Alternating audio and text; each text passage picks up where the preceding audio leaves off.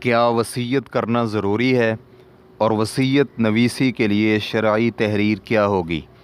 الحمدللہ والصلاة والسلام علی رسول اللہ۔ سوال کیا گیا ہے کیا وصیت کرنا واجب ہے اور کیا وصیت لکھتے وقت گواہ بنانا بھی ضروری ہے، کیونکہ مجھے وصیت لکھنے کے لیے کسی شرعی تحریر کے بارے میں علم نہیں ہے، برائے مہربانی میری اس بارے میں رہنمائی فرما دیں۔ الجواب بعون الوہاب۔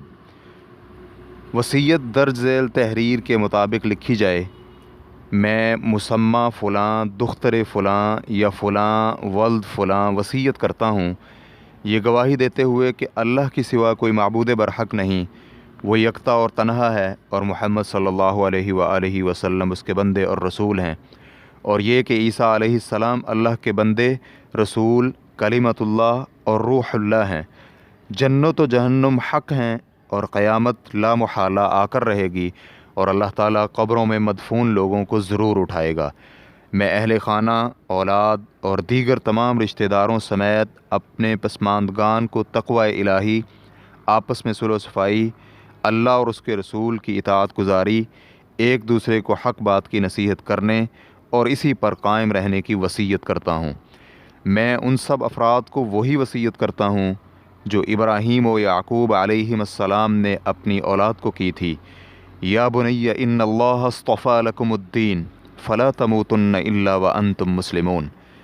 میرے بیٹو، اللہ نے یقیناً تمہارے لیے دین چن لیا ہے، چنانچہ اب تمہیں موت صرف اسلام کی حالت میں آئے۔ سورۃ البقرہ آیت نمبر 132۔ پھر اس کے بعد اپنے مال میں سے 1/3 یا اس سے کم مال کی وصیت کرنا چاہے تو اس کا ذکر کر دے، یا کسی مخصوص چیز کے بارے میں وصیت کرنا چاہے تو کل مال میں سے 1/3 تک کی وصیت کرنا جائز ہوگا۔ نیز اس کے لیے وصیت کا مال خرچ کرنے کی جگہ متعین کرنے کا بھی حق ہے، اور اس کے لیے کسی کو ذمہ دار بھی مقرر کر سکتا ہے۔ وصیت واجب نہیں ہے، چنانچہ اگر کسی چیز کے بارے میں وصیت کرنا چاہے تو وصیت کرنا مستحب ہے۔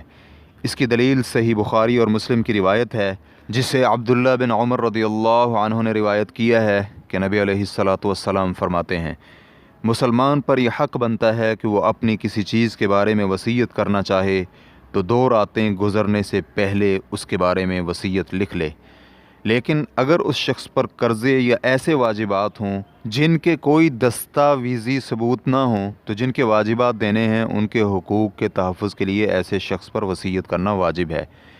اسی طرح اپنی وصیت پر 2 عادل گواہ بنائے اور اہل علم میں سے کسی قابل اعتماد شخص کے ذریعے تحریر بھی کروا لے، اور اس کے لیے صرف اسی کی تحریر پر ہی اکتفا نہ کیا جائے، کیونکہ لوگوں کو تحریر پہچاننے میں غلطی لگ سکتی ہے، اور کبھی یہ بھی ہو سکتا ہے کہ اس کی لکھائی پہچاننے والا کوئی قابل اعتماد شخص موجود ہی نہ ہو۔